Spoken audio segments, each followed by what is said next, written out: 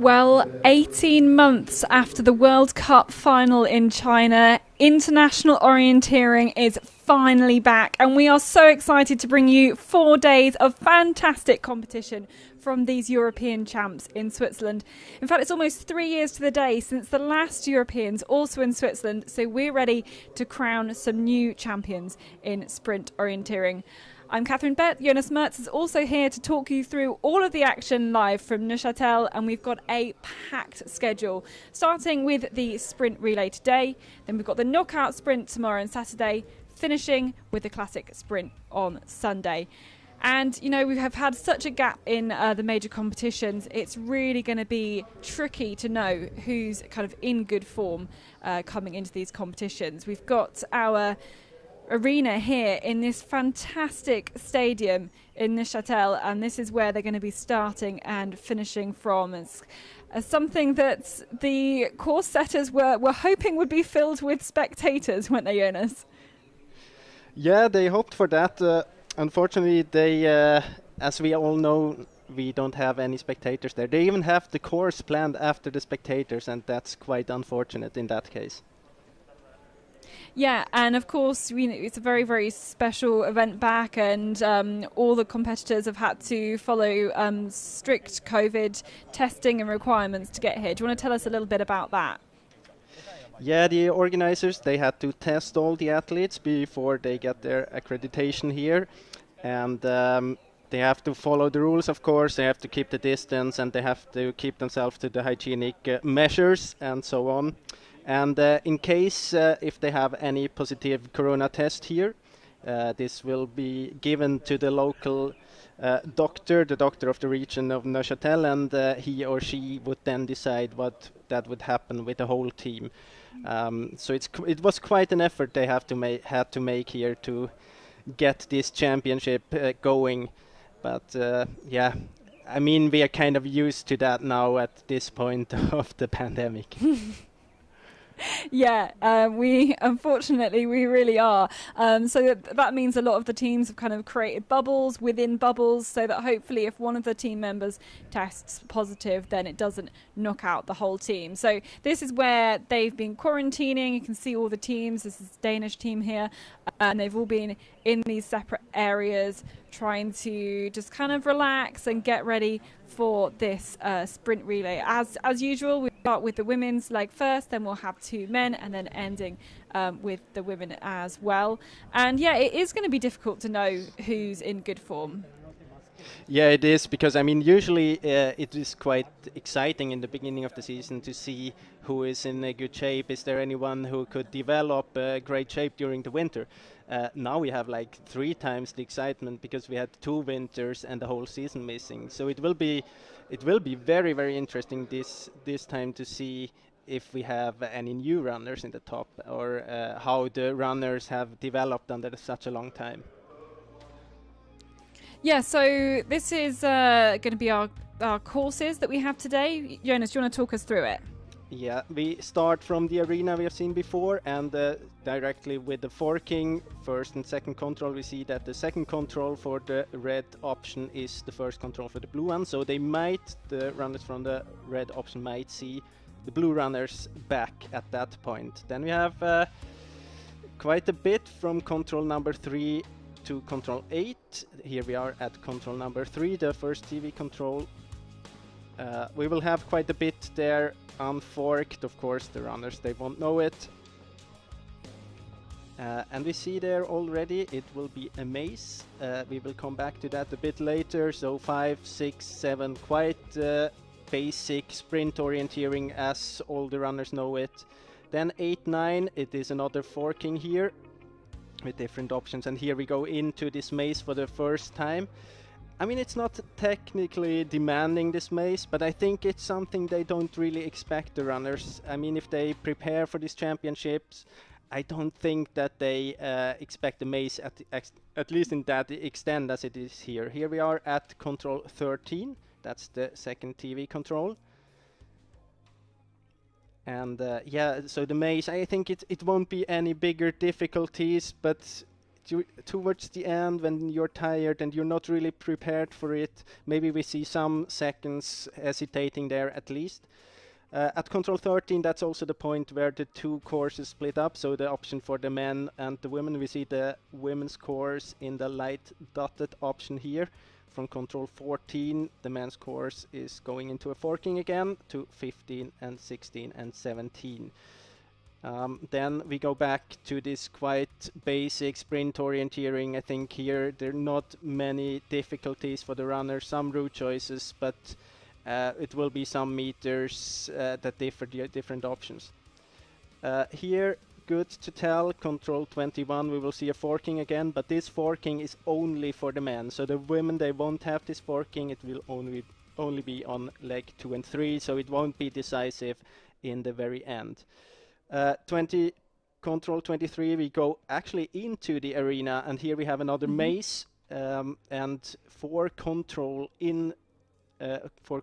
in the arena in the football stadium, and I think this is quite tricky because there are some dead ends there. You have to be careful. It's very many decisions to take on a very short time, so it's going to be demanding and difficult. And that's actually the part we talked about it before. The course planners, they prepared it for the spectators, the course at that point, and as we know, we don't have any spectators now. But it's fast, it's flat, and you know they're going to be feeling really tired by the time they get back there. We can just see the distances that they're going, and we are expecting about 15 minutes for each leg. But it's going to be, they are going to be really tired by the time they get to this arena. But you know, who are the favourites? This start list is in the same order that they finished in the European Champs 3 years ago. So Switzerland are the defending European champions in the sprint relay, but Sweden are the defending world champions. So who are we going to see? Who are you expecting to see performing well here? Well, I think we have to split it up a bit. We have two very big favorites for the victory, and in my opinion, that's Switzerland and Sweden. Of course, they have, all the runners they have in the team, they're just very, very good sprint orienteers. And if we look at the possible top three, I would also take in Norway and the Czech Republic as some of my favorites there. They have good teams, and they've shown before that they can run very good at sprint relays. So there you can see the first leg run on the Swiss team. Abersold, 3 medals from the World Championships in Norway a couple of years ago, and now she was trying to get to see, I think, as much as she can from the position that she's in, and this is where they're going to head out here to this start line. I also want to point out the French team there, ones who starting quite kind of low down the start list, but ones who could, I think, perform pretty well today. Yeah, of course, they have good runners. They have Isia Bassi on the first leg, then Frédéric Tranchot, Luc Abassi and Cécile Gallandry. Last leg runner, we haven't seen her that many times. That's a case we talked about before. There are some runners who were running in junior class before the corona pandemic, so we will see them for the first time here in a championship. Well, we can look forward to this first line of on the start line, and these top 4 teams who we have already mentioned. That was Victoria Hestad Bjørnstad for the first leg for Norway. Here's Lena Strand, ready to go on first leg for the Swedish team. Ran exactly the same leg 3 years ago in the Europeans, where they came second. And Simona Abersold here is starting out on the first leg for Swiss team. Joey Hador, Matthias Kibert and Eleanor Ross are also in that team. They're the same team that won in China the last time we had the World Cup.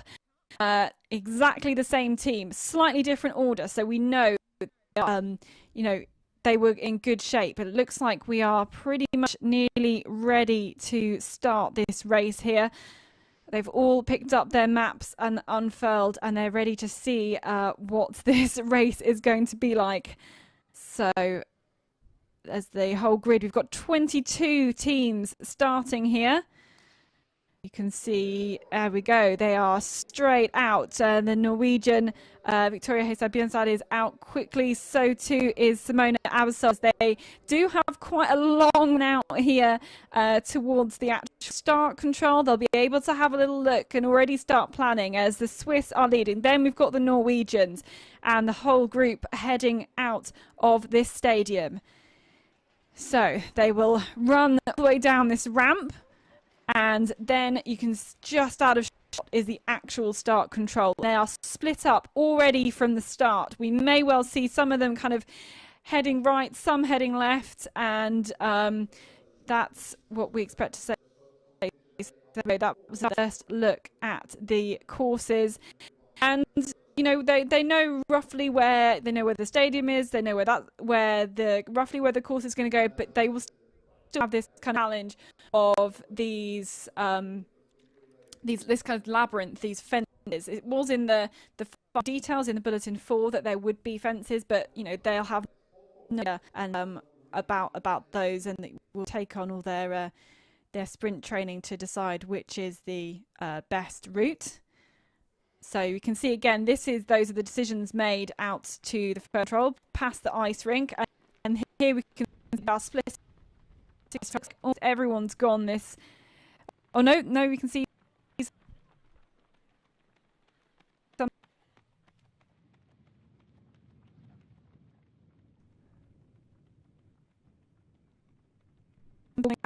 slightly route. So good.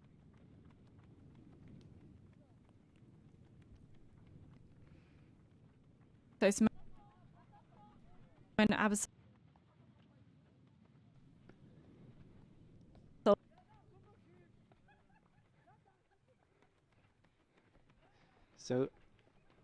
So here we have Simone Abersold running in the lead towards control 3. And we see that Finland and the Czech Republic are right behind.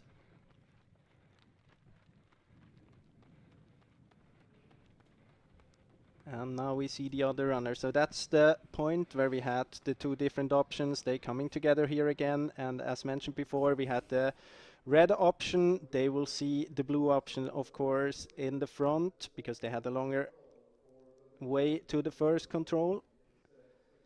And very soon at control 3, everyone will be together again, or at least we will get an indication about who is in the lead and who is a bit behind at that point in the race.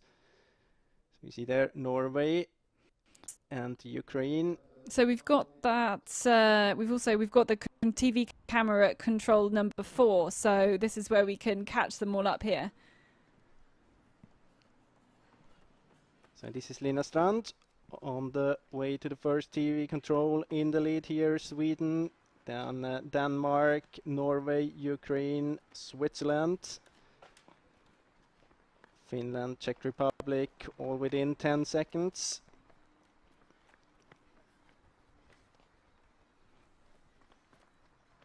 We have France there, 18 seconds behind.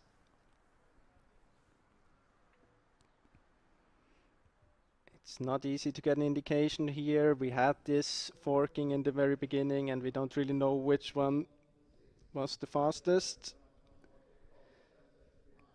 So here we know that the Swiss had the red one, but it's difficult to see, and we've seen them already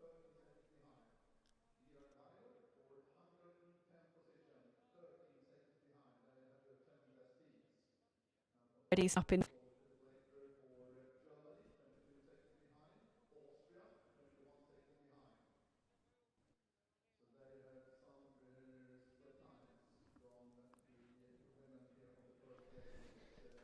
So we've also, we can see them also through to the 7th control. They are on the way to the 7th control here.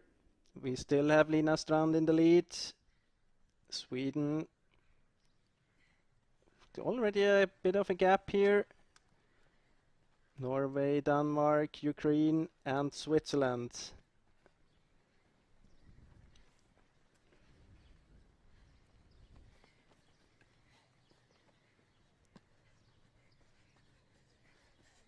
Now we see Different route choice option. Not many choosing this way here.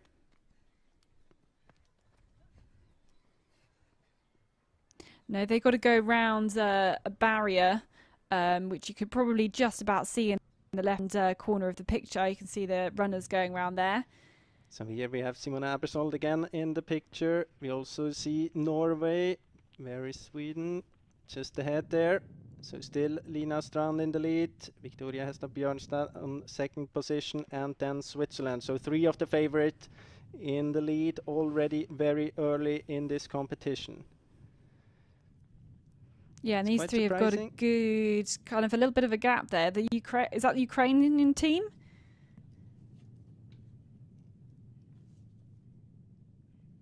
So here we see that they split up now. Different routes, Norway going more to the left and Switzerland to the right. Let's see, now they enter for the first time this maze here. See that Norway is going to the left,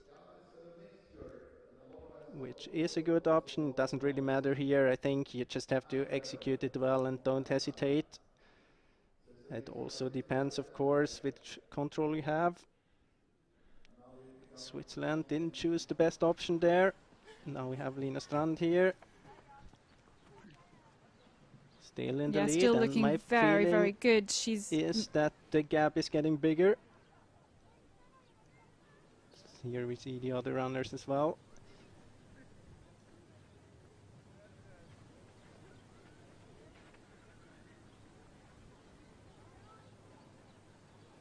So hey, that is a control number 11 down there right by the lake. And then they're coming back along west towards along the side of the lake. But yeah, it's going to be interesting. Did you see which forking the Swedish team had right at the beginning? Because it's interesting to see if the blue one was much shorter. I think the Swiss team had the red forking, so it'll be interesting to see. It's obviously only after all of the runners have come through that we'll really see the effects of the forkings and how influential they are. But really, really great running from Lina Strand here, who finally won an individual medal at the World Champs, second in the long distance a couple of years ago. And the gap is growing. This is significant here. But the Czech team there in third, who seem to have got a bit of a gap, Jana Knapova over Victoria Hestad Björnstad. So the top 4 that we are expecting certainly in there.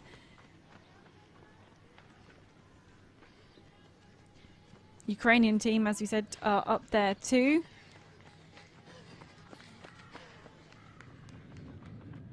I think there's a Finns further back there, but we go and follow Lina Strand kind of underneath this passageway here. She's got to turn right and head round the back of some steps here for the 14th control. And this was a route choice, so this was a good option chosen by Lina Strand. See that she's just crossing the queue there for the sausages. Go around here, and this is the part where the women have a bit of shorter loop. Then we will see the men later on in the race. Still, it's a surprisingly big gap already here. We see Switzerland, but we need to note we haven't got the Swedish team yet. We haven't got the GPS for Sweden there, so we're not sure. I'd imagine that Lina Strand's got there first, and then kind of as they head back now towards the arena, this is really where you can open up on this running. It's simpler here. Good to plan ahead though for these controls back around the labyrinth, but it should be pretty good. This is this is Lina Strand kind of nipping between there. You can't take any prisoners. Even though that means going through a queue. Anyway, behind the Czech team and the Italian team here. We are behind as they cross back into the buildings.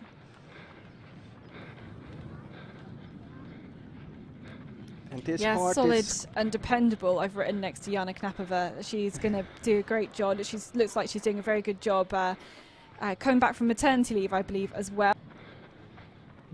Which they're striding out here, though I think we can see some of the runners just in the distance crossing back over the road potentially.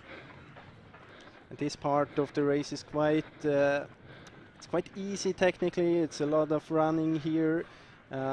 Just push yourself to the limit, and but be careful, because you will get back into this maze thing, as we see Simona Abersold here, and she actually caught Lina Strand again, so it was maybe not too easy. And Lina Strand has stopped. Hang on. Yeah, she missed the control there, maybe. Yeah, and now we see the hesitation. That is interesting. That's what I meant. Costly. She pushed very hard there in the physical part of the race, and then she comes into this maze, and it's hard to prepare for situations like this. As I said before, we haven't seen that in international orienteering too often, so it might be more the unexpected let's say task you get in front of you than the actual level of the technical skills needed there.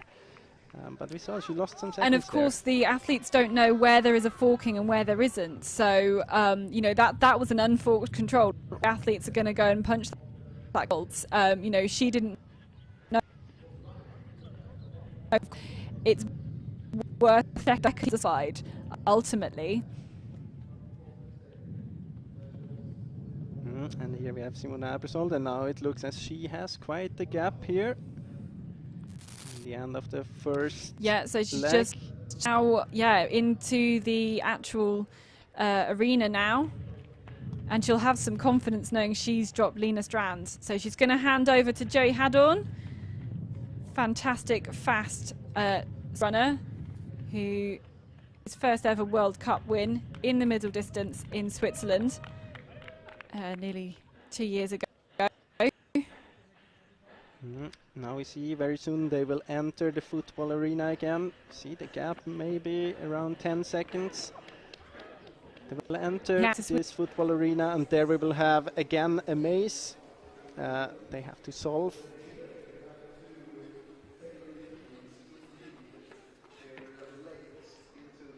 You've had a lot of really quick point. You're going up this ramp here, and now the athletes really have to make decisions. There's a few small barriers in around this football pitch. You've kind of got to make the right decision, and there are.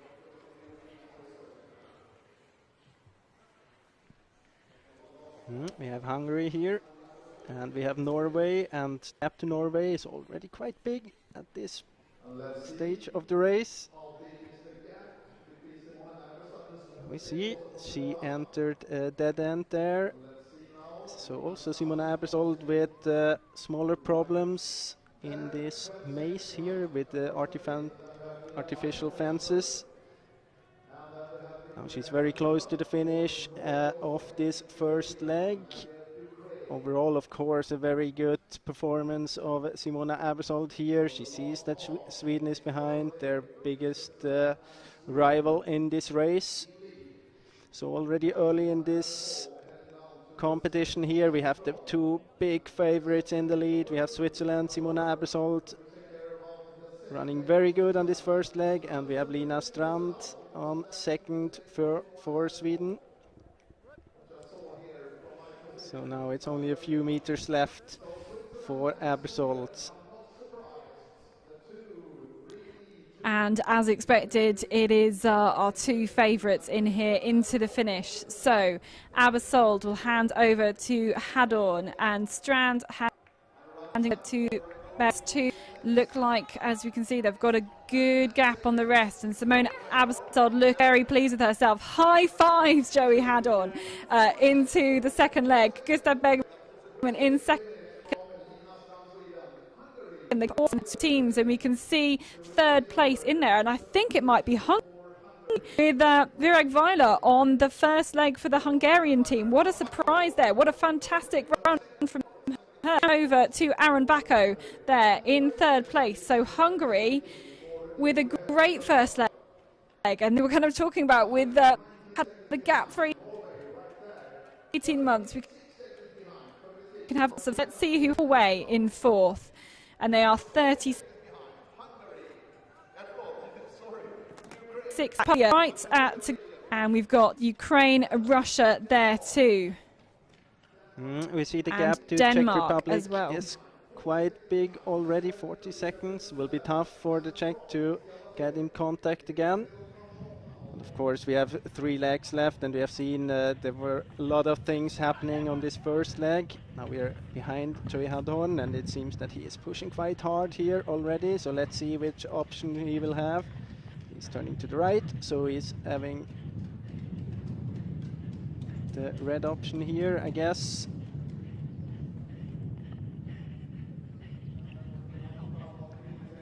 And this is Suman Abersold explaining her mistake in the end of the first leg. I think just debriefing about, yeah.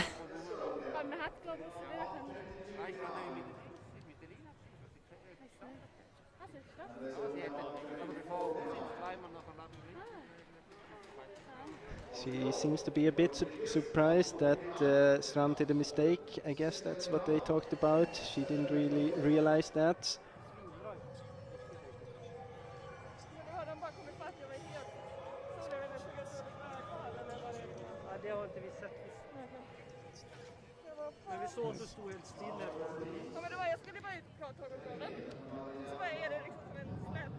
She was quite confused there in the maze. She didn't really get control over the situation, and then of course when you have all these artificial fences around you, it's not too easy to relocate, because if there's anything that looks like everything looks the same. Yeah, exactly, it's artificial fences, so yeah, hard to relocate once you did a mistake. And as she said, she mentioned that she would just need to go out of the system there, but she wasn't really having control over the situation. This is Hadon, still in the lead. Don't see Sweden yet. This is control 4. Now let's see, the gap still about the same. 12 seconds here.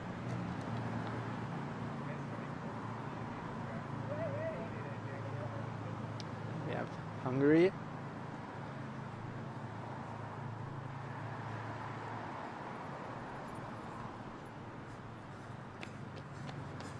And behind, I think we saw Norway approaching this control here. First TV control in the second leg. Quite a surprising top 3 at the moment. Switzerland, Sweden, that's a surprise, but Hungary, Aron Bacco doing a good start here, having a good start into the second leg. Then we have Latvia and the Czech Republic. Here we see France as well. Patrick Tranchon.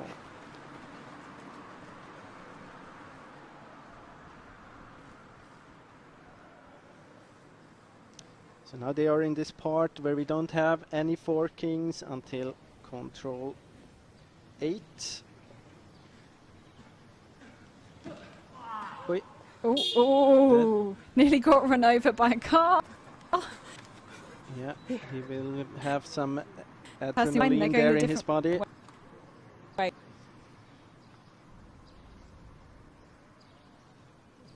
I think in parts Gustav Bergman will be able to see Joey Hadon ahead of him, but it kind of seems to me like he's losing contact. The speed that Joey Hadon has started this race is impressive, and just seeing the way he was absolutely flying through those controls just gives you an indication of the raw speed that he's pushing through this. And we know he's got fantastic flat speed from the Swiss kind of track trials that they do, the 5k trials that forms part of their selection races. Joey Hadon is one who posts fantastic times on those. It looks very good. He's pushing hard. He seems to have control over the situation, and soon he will get into this maze for the first time. Let's see how he will handle the situation. He is turning his head already towards the control. Of course, you can see the controls through these artificial fences here. It makes it a bit easier, but still he shouldn't forget to read the map. Punching the control there. Yeah, no problems there, and you're exactly right. You can spot exactly where you're heading to. It makes it a whole lot easier. You can really start thinking ahead to the next controls as well, as he takes this one right by the lake. And where is Gustav Bergman? Is nowhere to be seen. Haddon really pushing here. Here is the Swede.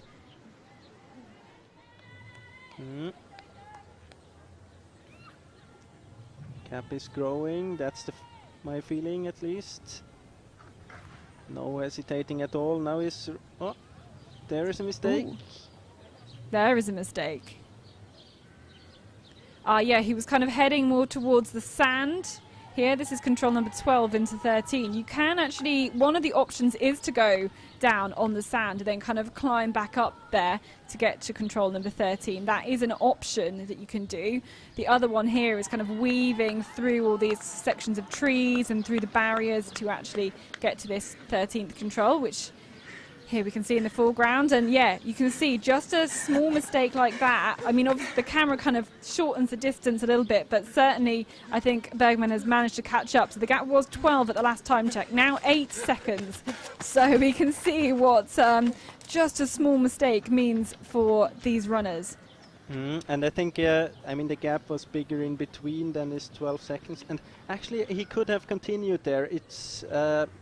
maybe it would not have been as fast as the other route choice, but it's the same distance, and it might be a bit slower because of the sand, but he would have lost max 2-3 seconds, and now by turning I think he lost like 5 or 10 seconds, or let's say 5 seconds, so he should just have continued there.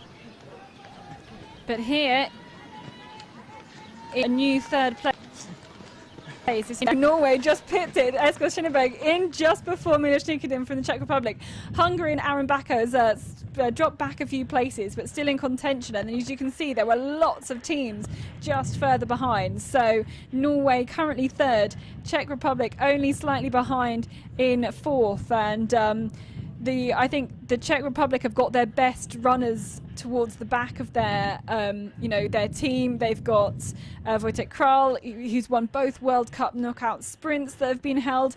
They've also got Teresa Janasikova, now finally a senior, though she's been competing for the senior Czech Republic team for what feels like years now, but has been a junior all of that time. So has now actually made it properly into the senior ranks, and she is such a talent she will be such a talent on that final leg. So, still all to play for further back in the field. And it's be really exciting to see. There's lots of other teams still in contention, but still Switzerland remain out. Some more collisions nearly happening. And that is it is a hazard of running urban orienteering, is that you do have to contend with members of the public, although we don't have any actual spectators out here on the course, so significantly fewer people to contend with than in normal days. His second place, Gustav Bergman for Sweden. And we already have had 2 situations where we had almost an accident with Gustav and the car, and now Joey and the spectator there. Or yeah, I mean, we are in a city and people are around, even if there are not any spectators. People are living there. There's some traffic going on from the locals, and you have to be careful. You really do. So this is the 19th control. Waiting here for the leading runners. I wonder if those kids have sussed out what's going on. So we are waiting for Joey Haddon, I guess. We have Norway. Here is Joey Haddon, still in the lead for Switzerland. And I think the gap seems to have grown again. If we try and find Gustav Bergman, there he is. Yeah, the gap, I think, for me, seems to have grown a little bit. And it's Gustav Bergman has not often been in the sprint relay teams for Sweden recently, but has joined in for this team. Lots of, with only the kind of 3 disciplines today, we've not really seeing any runners kind of missing anything out or skitting out any races. You know, the nations have really been putting out their teams here. And I so know back that Gustav, into the labyrinth. Gustav was really looking forward to this competition. He said it's kind of his favorite of the week because it's a team competition, and it's always a bit special with relays and team competition. So it's for sure he is very eager to perform well here. Yeah, I do find it interesting that orienteering is so much of a individual sport that the orienteers absolutely love getting together and competing in a relay, just because it doesn't happen all that often.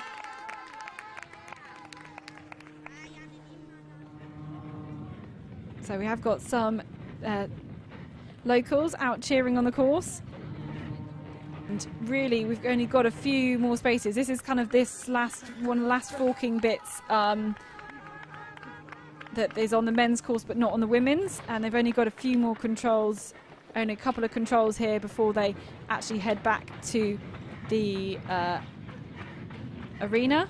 So Joey Haddon is on his way back to the football pitch. And this option Joey Haddon had here is a bit faster. It's about 30 meters shorter. So that's one of the reasons they didn't have this forking on the last leg. It won't be as decisive on leg 2 and 3. But it will be interesting to see if Gustav had maybe the same forking. Well, we haven't seen him through that control yet. Joey Haddon's got to go back up this ramp and head into the football pitch. We'll see, hopefully we can see Gustav Bergman behind him. Well, maybe he's not going to be quite quick enough. Joey Haddon with a visible gap, big gap here, but he's got to try and not make too many mistakes, although you're not going to lose too many seconds by any mistakes in this pitch. We're going to see him come through underneath the stand, and then he's still got 4 more controls to punch. Just got to be careful there. Then Gustav Bergman here up the ramp, and yeah, the gap I think grown as well. We didn't see which forking he had. And the first control here, or the second one after this control he is approaching to now, it's quite a tricky one. We have seen Simona Abersold running into a dead end, and that's one of the things that can happen here, because there are some traps by the course planners. But no problems for Joey Haddon. And that was pretty much exactly the same. There's a control back there. Oh no, it wasn't. There was a control back there, you're right. And here we have France. And here's the French team. We were talking about them. Frédéric Tranchon has had a fantastic leg there. Then the Norwegians, Eskil Shinneberg. Then the Hungarians and Aaron Bako still in amongst the mix. We've also got Milos Nikodem, I think, behind him for the Czech Republic. There we go. And the Russian team is there as well. Dmitry Nakhnechny in for the Russian team. I mean, it's kind of as we expected it to be. We have Sweden and Switzerland in the lead. They are doing great here. They're the big favorites. The only thing that's a bit less expected, for me at least, is that we have so many teams in the fight for the 3rd position. Yeah, I'd really agree with you there. And as Matthias Kiberts exits the arena, we have Gustav Bergman on the run-in. So he knows exactly what the gap is, and it's 26 seconds.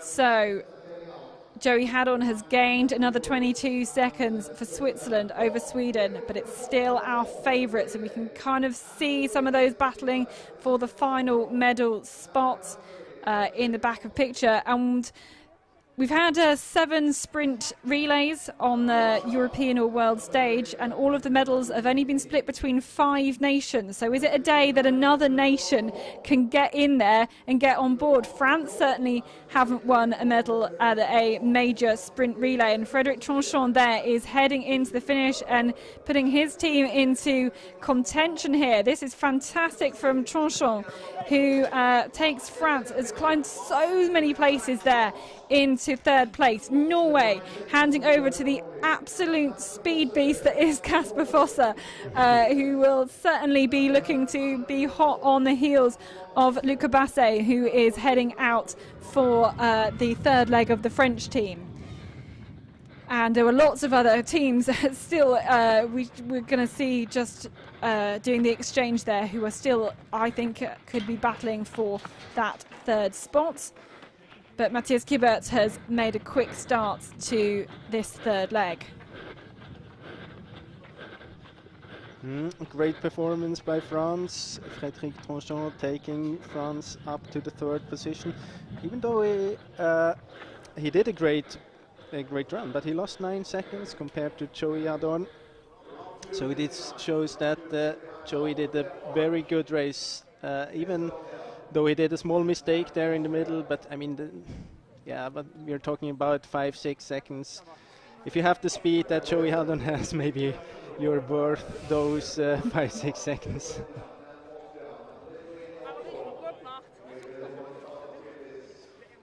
Yeah, Joey Hadon looks very pleased himself, so he should be.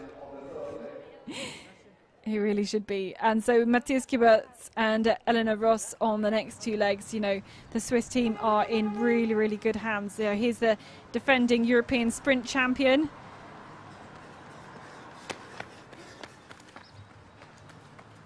Really, really solid and quick runner, Matthias Kibert, there through the fourth control. This was a handover. There's Germany and Portugal and also Ukraine heading into the championship. And of course Sweden in second. Handing over to Emil Svensk. Here he is. Emil Svensk is an interesting runner. If you would let me choose one MVP from the last, let's say, 5-6 years, or all the championships races we have seen in sprint relay, I think I would definitely choose Emil Svensk. He has been running very well every time he was running in this second or third leg, so he is definitely a man who can catch some time here. Yeah, well, he's got 26 seconds to try and catch the Swiss.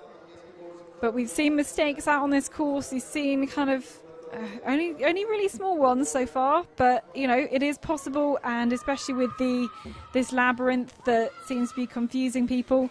So here's a seventh control. And Matthias Kibert is going the other way around there. Kasper Fosser here has already overtaken Luca Basset.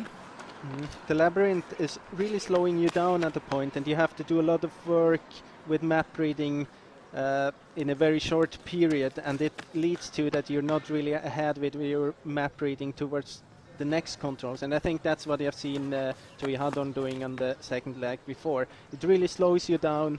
It's a totally new challenge you didn't have before in the race, and you might not expect, and it just changes the style you have to be orienteering. So I think that's the big the big challenge with this labyrinth here. Yeah, it changes the technique that you're going to have to use for the orienteering, and it's not something they can account for in advance. You know, you can go around Google Maps and you can look around this whole area in advance, but you can't plan for barriers, for fences, for things like that, and factor those into all the geeking and all the preparations that you're going to be doing for a race.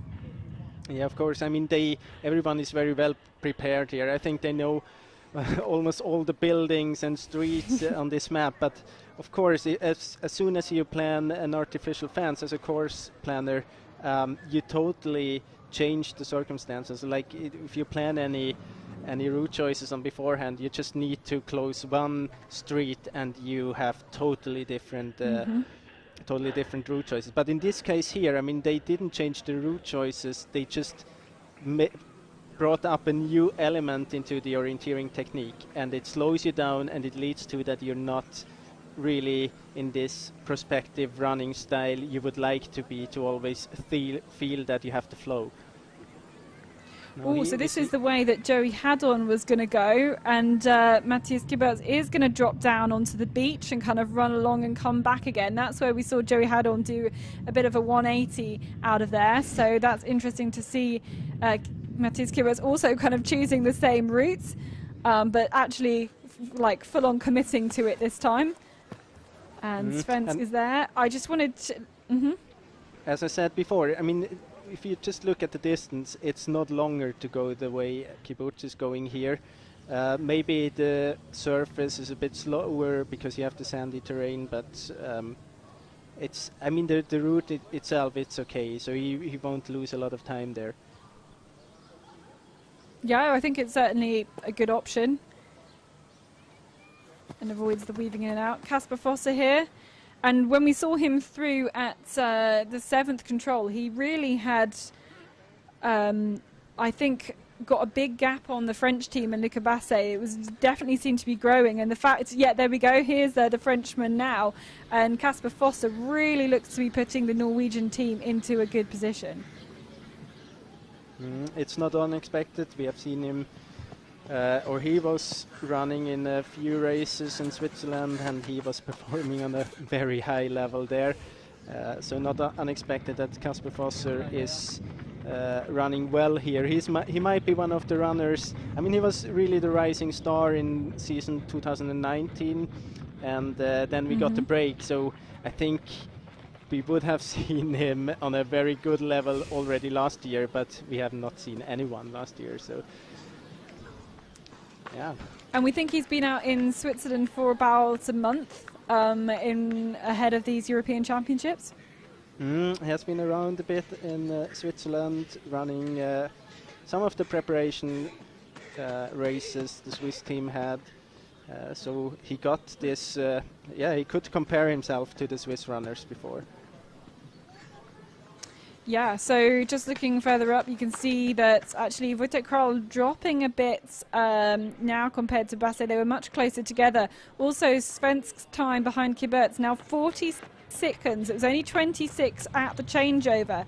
So Emil Svensk is dropping. It's dropped 20 seconds compared to Matthias Kibert's. So yeah, the gap really between first and second just keeps growing here, and maybe there's the potential for the Swedish team to be caught by the really quick Kasper Fosse, who is, well, yeah, who's running really, really well at the moment. So he's a bit faster than Kiburt's. 2 seconds, I think, so far. Oh, small hesitation there. Okay.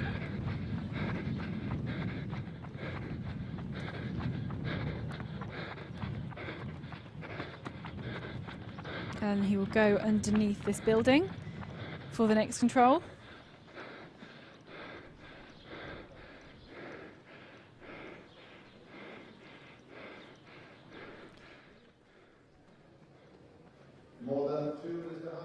Here we see Kasper Fosse, current 3rd place, just kind of refolding his map, reorientating, looking very comfortable.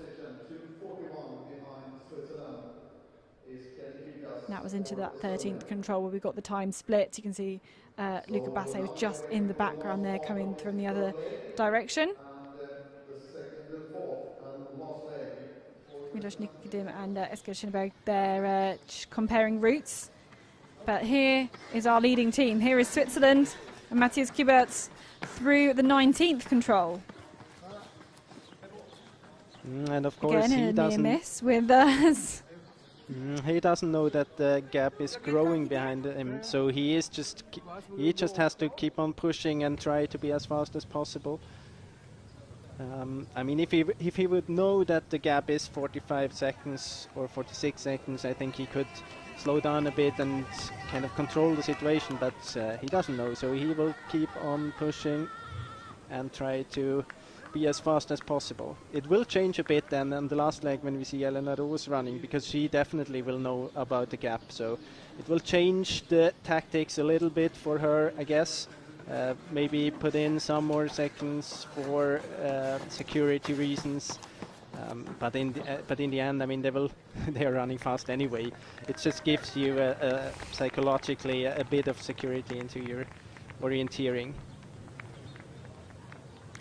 Yeah, you've got to be, not pushing too much that you cross the line and end up making mistakes. It's all about going just quick enough so that you have that clean race. It's all about that balance. And looks like Matthias Kiberts here has, well, here we have the different options, the different route choices. Looks like maybe he has the longer one here. Yeah, he will have done, because Joey Haddon had the shorter one. Of course, exactly. There we go. It would have been very unfair otherwise. Yeah, it would have done. And here we go. The Czech team have caught up and overtaken the French team here. So it looks like it will be Norway, Czech Republic, Ants.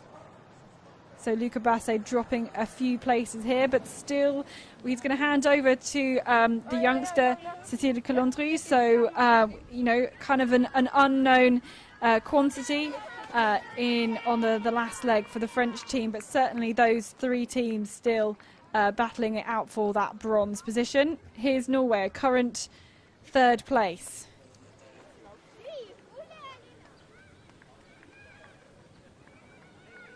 And he may well have kind of seen Emil Svensk ahead of him as they kind of go to this control under this monument sculpture thing.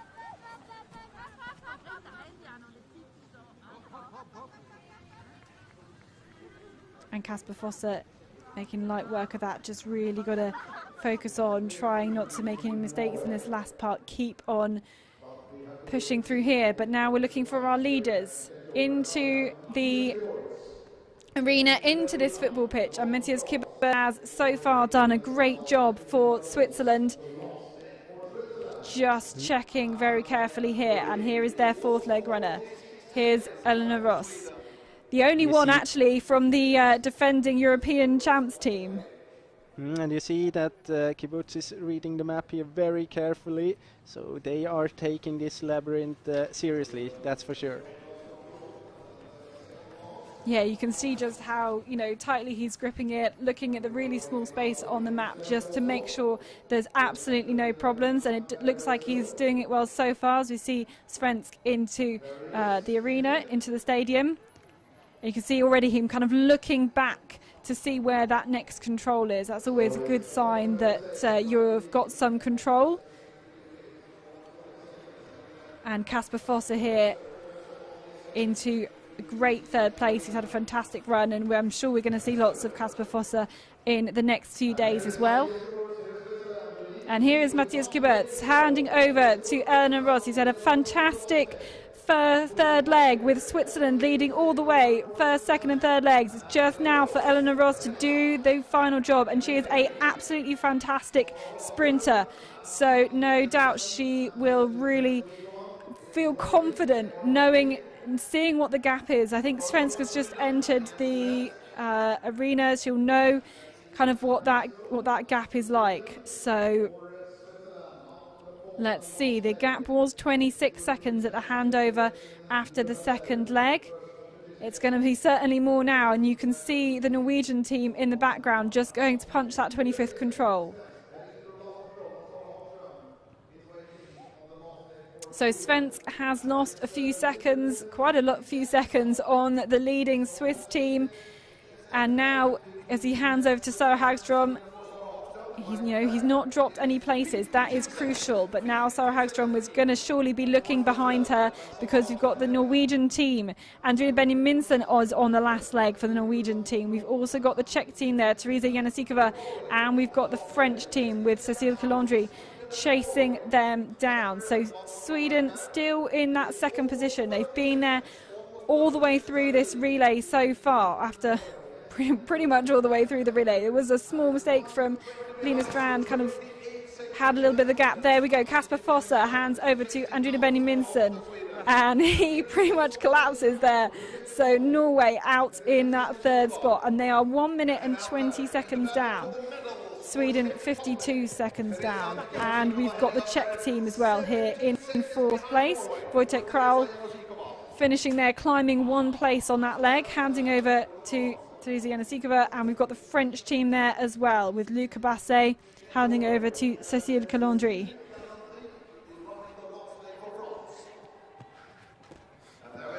So Luca Basse dropping a few places, but here we go, just under the 2 minutes behind those leaders. And this is the Danish team. It's quite a young Danish team. They have are, of course, without Maya Alm at this champs, but they're putting in a good race so far to be in contention for top 6. And Jakob Edson is handing over to Cecilia Friberg-Klusner, probably the most experienced on this Danish team.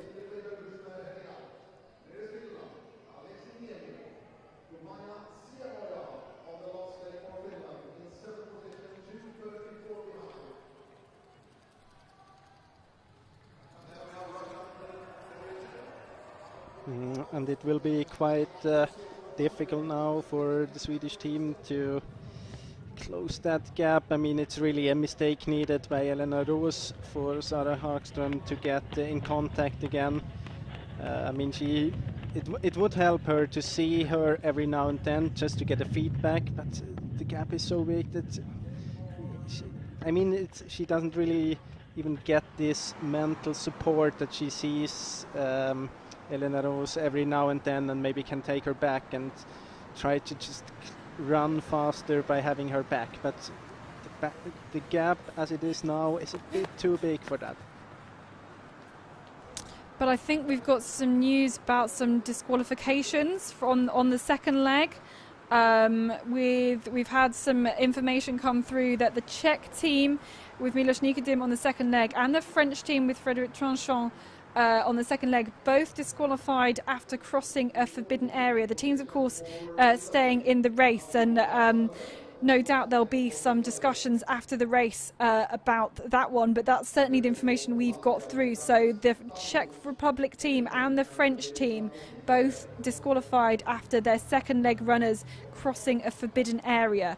So we will of course bring you up to date if any of that information changes, but that is certainly going to be interesting now if both Czech Republic and France are out of the way on that fight for the bronze medal. Norway, it's looking even better for them now. So Sara Hagström actually catching up a couple of seconds compared to Elena Roos there as she goes to that fourth control. So it's 2 seconds faster to this first TV control. But as I said before, I mean, Hagström, she is definitely going for the win here. She is going all in on this last leg just in case that something happens. And my guess would be that Roos is putting in some security seconds, safety seconds, as I mentioned before, just to give yourself the time to always be ahead with your map reading. So, yeah. It's a mistake. Well, it's not a bad tactic, you know. 50 seconds is a big gap, and she's going to have to make a big mistake in order for Sara Hagström to be able to catch her, as you said. So is Janicikova there in fourth? But as we heard before, that we believe that Czech team disqualified, yeah. Yes. And Cécile Calandry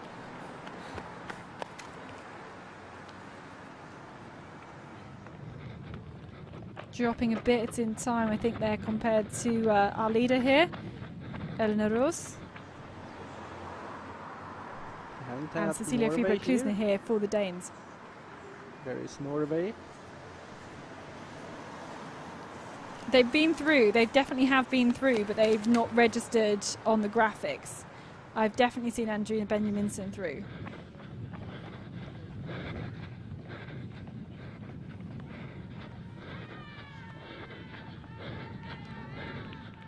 But back with the leading team as they are first heading into this labyrinth here.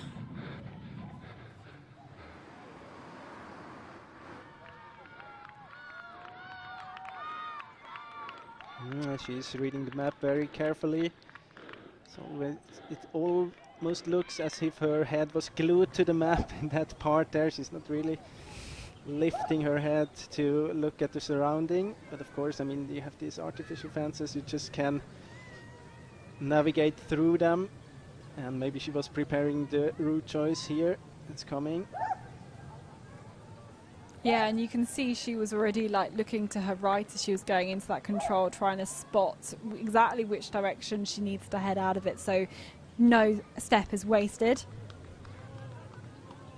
But here she is, this 12th control, and she's not going to go onto the beach. She's going to come through and wind her way around these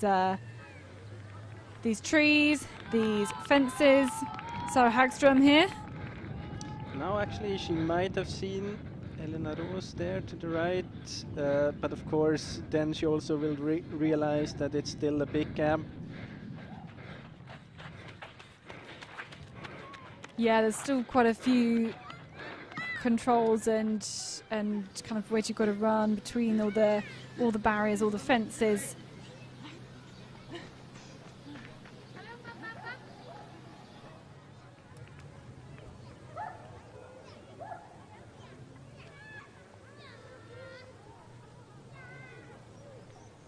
So we will be able to get another time check in a couple of controls' time. See what that gap is now between the top two teams.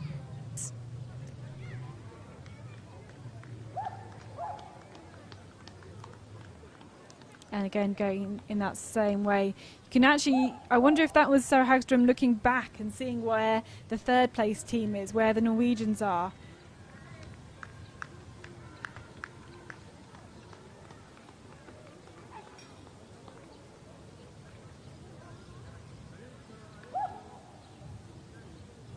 That might be the case, but it would also indicate a bit that she's not really like believing in the victory anymore. When at the moment she starts to turn around, it gives the feeling that she is trying to save the second position because she doesn't see Elena Rose at that point of the race. You have the Czech Republic. Yeah, you know, and she's lost those 14 seconds, so that is. She is really trying to defend that, and Andrina Benjaminsen in third place. I think it was about 1:21 she punched. Oh, Teresa Nasikov has just stopped. Yeah, again on her hesitation. way to this. Yeah. Again hesitation when we see them around these artificial fences. It seems to be a bigger problem for some of the runners than I expected it to be.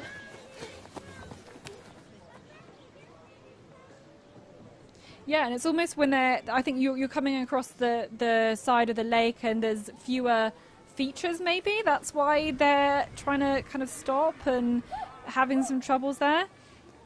And you can see Cécile Coulondry is going back down to the beach. Yeah.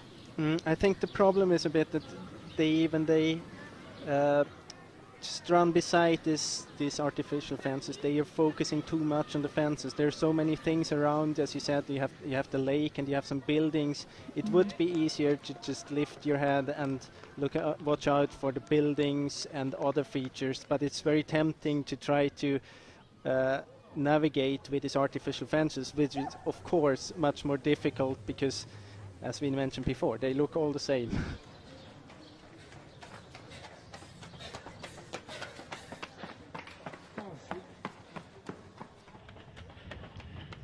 We are with Sarah Hagström from Sweden. And Maja Senoja is catching up Klusner. This is a great run from the Finn here.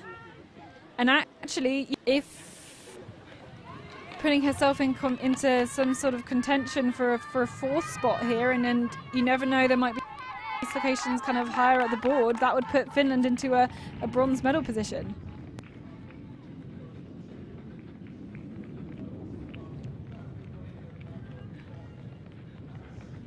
So we have now final parts of this race. Exactly, on the final part, here is Sarah Hagström. So approaching this final part. From here it's, as we have seen before, there are no problems until the football arena. So this is very classic sprint orienteering in this part, and maybe the last part here in the football arena will be a bit shaky again for Elena Rose. I think she's very well aware that this can be the victory for Switzerland, and you might see the nerves playing in, but at the same time the gap is so big that she can of course keep calm, and she knows about her gap down to the second place.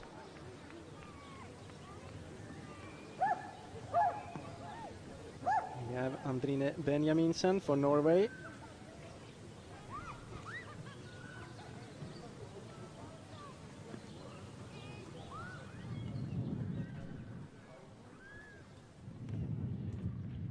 In control 18, and now we are with the Czech Republic. And now let's see the last 4 controls for Switzerland, and Elena Roos coming up this small climbing into the football arena. Yeah, she's hurting now. They all are as they come up that ramp, and after all that sprinting that they've done into this point, and she's nearly in the arena. Here's a second place team. Sarah Hagström's still there, and you can see that gap back. You know, she's not even at the stadium yet, but we've still got a few more controls here to navigate, and you just got to kind of take it easy. You know, she's slowing right down here, just really gluing her head to the map, making sure she knows exactly where she's going to go, making sure she gets all of the controls and doesn't ends up in any of those deaths. Here's the last more to go after this one, and the Swiss team, Joey Haddon is there waiting to cheer Elena Roos into the finish. Here's Andrine Benjaminsen on her way into the actual football pitch. Stella Hagström there. It's going to be a solid second place now for the Swedish team, and one more control to go for Elena Roos. And really the Swiss team have put together a fantastic set of 4 legs to be able to defend their title here at the European Championships on ground as well.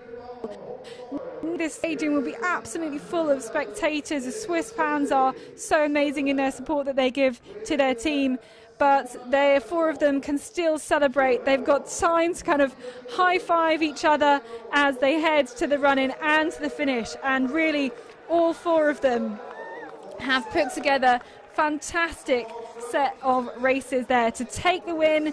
They've defended their European title on home soil. Congratulations there to Switzerland. Very well done of all 4 of them. Started with Simona Aebersold on the first leg. She was a bit behind for quite a long time there. We got the feeling that Sweden has control over the situation, Lina Strand, and then I think the decisive moment in this relay might have been this hesitation there in the labyrinth second time, Lina Strand, because otherwise Sweden would have had a small gap there for the second leg. Yeah, or at least the teams would have been close together, to be honest. They would have maybe started out on that second leg together, and who knows what could happen. Very, very different running apart as running together, but the Swedish team can take that silver medal. They've defended their silver medal here, adding to their tally of big collection of medals from their sprint relays at major championships. And Andrine Benjaminsen from Norway is ready to race their team into a bronze medal position. So congrats to the Swiss team there, and the Norwegian team.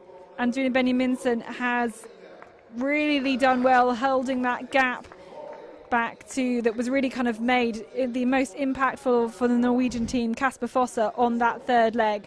But really, again, a great performance from all 4 of that team. You know what, and here we've got the French. You know, Catherine, we have exactly the same top 3 as we had 3 years ago at the last European Championships. Yeah. Well, yeah, it keeps being the same teams performing well. And it's a team that we thought may well get their first ever medal on the sprint relay team is the team from the Czech Republic. Not quite their day to day. They look like they're going to be finishing in 4th position, but we have heard about some potential disqualifications in the Czech team. But Teresa Janasikova will run here into the 4th finishing team. Certainly, and there's a battle going on. Maya Sianoa and Cecile Calandria, and Sianoa is ahead here the tall figure. She's going to take and turn and really accelerate off to punching that control. And I think this is a really, really great last leg from the Finn. We're going to just watch out for her in the rest of this competition as she puts Finland into 5th place, France just behind. And yeah, what a great final leg from Maya Sianoa here, and really want to watch out for her. We've also got some more battles there going on for some of the top 10 positions. We had Denmark in there, certainly racing. Can't tell who it is racing for those 7th and 8th positions, but Norway there, we can see they're very pleased with their bronze medal. I mean, it was always going to be tough to beat the top 2 teams, Switzerland and Sweden, but they have really done well to take that 3rd place. Oh, it's a Polish team into 7th, overtaking Denmark, and Cecilia Freeberg-Klusner and Galina Vinogradova is there to finish for Russia. It was Alexandra Hornik, of course, on the final leg for the Polish team. And we've got Hungary here, I think, as well. Sofia Sarkozy, who has had some great junior results when we had junior world champs and European youth champs, junior world champs in Hungary. She performed fantastically there and is the anchor leg for the Hungarian team.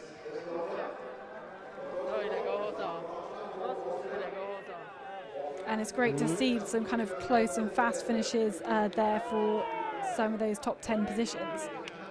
And in the past we had many times we had for the Swiss team the women making the difference, but today I would really go for the Swiss men, both Hadorn and Kibut. They had great runs, both of them. I mean, even though we have seen this change on the first leg, in the end it was only 4 seconds between Switzerland and Sweden, but the big gap opened during leg 2 and 3. Both of them expanding the gap to first 26 seconds and then 52 seconds. So today actually the Swiss men were brilliant.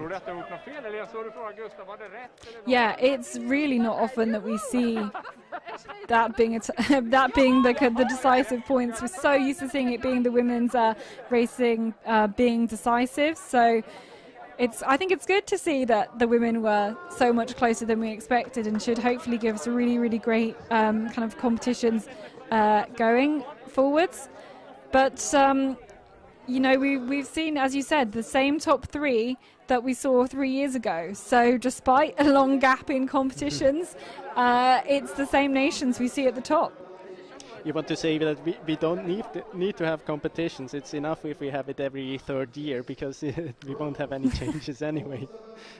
No, but of course, I mean, we have big nations, and Switzerland and Sweden and also Norway. There are so many runners performing on a high level. I mean, this makes it much easier. Switzerland, if I remember right, they had like 10 different runners for the last 5 races in sprint relays. That just shows how they can just change one runner if there is a bit down in the shape of one of them, and exchange special runners. But other nations, as we have like the Czech Republic, they're almost every time running with exactly the same team. So then you're very much depending on that everyone is in great shape. So this is the last leg, kind of a replay there of our GPS tracking. If you want to see if we can spot any good or less good moments of the race. It will be interesting. It's kind of the first time we see the route, so it will be kind of surprising for us as well. I don't really expect to see big mistakes for all of them. I mean, we have seen that the gap between Switzerland and Sweden stayed more or less the same. So far it looks good there. It's also hard to say how much you can trust the GPS there. Some differences, Norway choosing twice another route than the others, both Control 7 and Control 8. And here 12, 13, that is the route where we have seen Hadorn backing again. You can go down there, to the sandy part, and around it, the distance is exactly the same. So it doesn't really matter. You just have to decide and then push very hard. I think the one more to the north, due to the surface, is a bit better. But then you should go all the way around to the north and not go down to the south, I guess.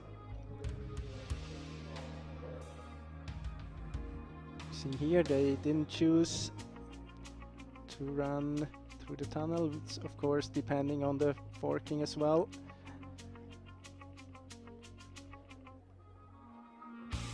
Norway would have had the chance there to actually avoid some of the climbing going through this tunnel there, where we have seen Lina Strand cutting the queue.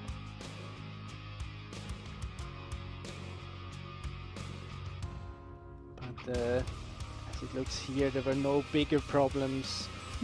Some, of course, different route choices, but all three of them seem to have done quite a good race.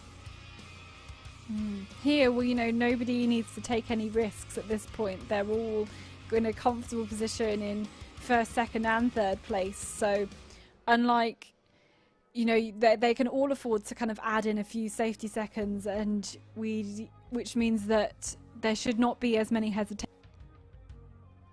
Yeah, of course, it might. I mean, it could have been very interesting to see a head-to-head fight here on control, for example, control 17, when they could have chosen slightly different routes, or also in the very end in the football arena, where you would have had the possibility to actually decide the race with a micro route choice.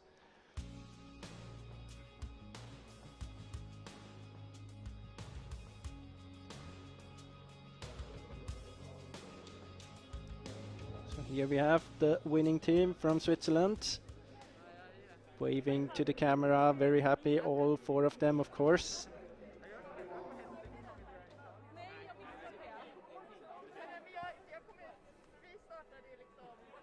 Yeah, the Swedish team too, and it looks, I think we're just waiting for our flower ceremony.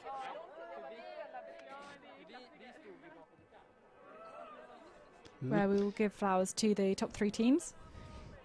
I'm quite happy that we have those three teams in top three. It would have been a lot more discussions about the disqualifications if we would have had the Czech Republic or France between one of the teams here.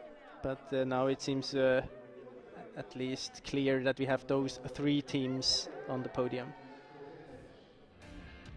Yeah, it just means everything is kind of a lot less complicated. So as we can see back some pictures of the race, I think it kind of went as we would as what the course setters and course planners expected. Very, very like high intensity, fast paced race amongst all these buildings, and a few small mistakes towards the end as they get tired, which is kind of exactly what they were planning for.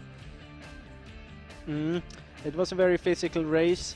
And you saw some small mistakes, but as I mentioned before, it might have been because some of the runners pushed very hard in the areas where it actually was possible to push very hard, and then you got this change of technical skill that was needed in the labyrinths, and you just couldn't have this buffer in your orienteering style, so you were a bit behind in your mind, and you couldn't get the flow you wished, and that's usually the reason for the mistakes. Yeah, you've really got to adapt quickly to the new style, the new technique, the new challenges that you're being faced with, and that's exactly what those top runners were able to do, and do that without losing any or too much speed, and that is the real difference that it was made. And I mean, yeah, what fantastic runs put together by all four of the Swiss team. You know, the Swiss are huge favourites for this whole world European Championships, and you know, they've just started their campaign off as in the best way possible, and it's going to give all of their runners, I think, such a boost to know that, you know, they are still top of the world, and that they are going to be able to they've been doing the right things for the past 18 months. They've been training well, they've been racing well, they've been preparing well, and that they can go ahead into these individual competitions with the best kind of possible mentality, I think. So that's really surely will give them so much confidence. And I mean, it's not only a good feedback for the 4 runners here. If you imagine that all the teams, they have more or less been separated from each other and haven't really had this comparison between the nations, and now for the first time you see, okay, those 4 runners from Switzerland actually matched the runners from Sweden and Norway. So for the whole Swiss team, which was isolated in itself, it's a good feedback to see, okay, our very best runners are on a very high level, so we are as well. I think that will be a good feedback for all of the runners and not only the 4 of them here. Yeah, you're right. That's such a good point. I mean, there have been a few races with kind of international races. There was certainly an international start list for the Swiss Sprint Champs last weekend. So there was an opportunity for some of the runners to test themselves against the runners from other nations, but not, in the way that we've seen, that we've seen today. And we've really seen this match-up and this head-to-head. And I think we are ready now for this flower ceremony as we see all the teams come to the podiums. So we will award some flowers before the results become official. We may never know, there's going to be some more disqualifications, but hey, we have in third place, we have the Norwegian team. Victoria Heyseth Bjørnstad, Esker Kinneberg, Kasper Fosse, and Drina Benjaminsen. What a fantastic quartet, defending their bronze medal from 3 years ago. Bronze medal at the European Championships after, that great performance. And in second place, again defending their European silver medal, we have the team from Sweden, Lina Strand, Gustav Bergman, Emil Svens and Sara Hagström are able to celebrate that second place, their silver medal.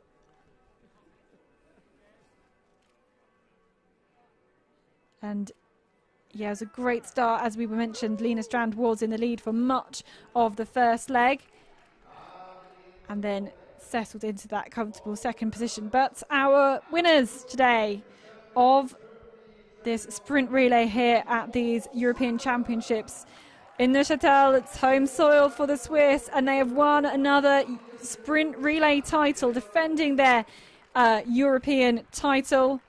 Simona Abersold, Joey Haddon, Matthias Kuberts and Elena Ross. And in the next few days, all these teammates are going to be going head to head, and it's going to be so hard to predict with the depth of talent, particularly in the Swiss team, but so many of the top teams, they're really going to be wanting to beat their teammates over the next few days.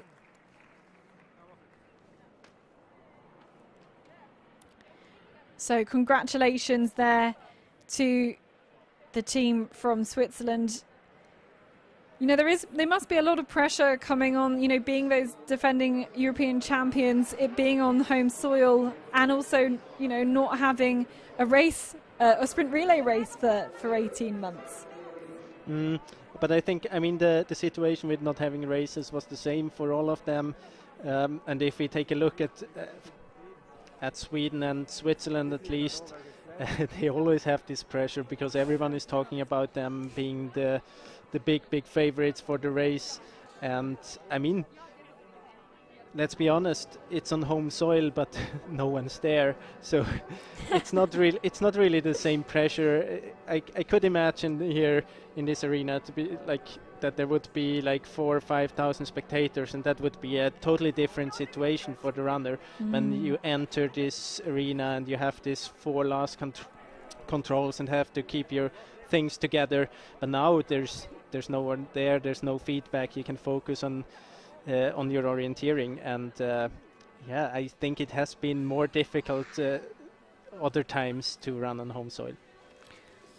So I think we're going to hear from the Swiss team, and I believe it's going to be in German. So Jonas, I'm hoping you can translate for us. I hope so too. Simona Ebersold, Gratulation zum Europameistertitel. okay. Nach 18 Monaten wieder ein Ernstkampf und gerade eine Goldmedaille.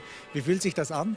Danke, ja, fühlt sich super an. Also wir haben das Ziel gehabt, eine Medaille zu gewinnen. Wir waren immer noch die amtierenden Europameister, aber ich war das erste Mal in diesem Team. Von dem her war es für mich ja, ein super Start in diese EM natürlich und ja, mega glücklich über mein eigenes Rennen auch. Herzlichen Dank, Matthias Kiburz. Auch Ihnen herzliche Gratulation zu dieser Goldmedaille. Wie haben Sie das Rennen heute erlebt? Ja, ich glaube, man kann sagen, es lief für uns wie am Schnürchen. Es hat jetzt sehr einfach ausgesehen, das Ganze, aber da steckt viel Vorbereitung dahinter. Ich glaube, da kann ich auch ein großes Dank an unserem Team aussprechen.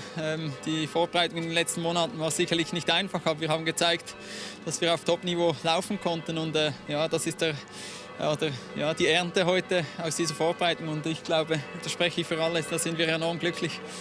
Herzlichen Dank dem ganzen Team und feiern Sie schön. Danke. So we only heard Simona Ebersold and Matthias Kiburz. Simona Ebersold talked about that that it is a great feeling to win this, that the medal was the goal for today, and now it's the gold, and it's a very good start, especially for her, who was in this team for the first time at the championship. And Matthias Kiburz, he said something interesting, that it looked quite easy now on TV or if you're not involved, but it was a lot of work, especially from the home team. So we was thanking everyone in the team for the preparation and the help during this difficult time. Yeah, well, it is worth being said. It's just, I'm sure all of the athletes are so pleased to just kind of be running here, to be competing. I know I'm certainly glad to be commentating on such a high level race, and to be able to, the organisers for managing to make it work in much more difficult situation than they were expecting.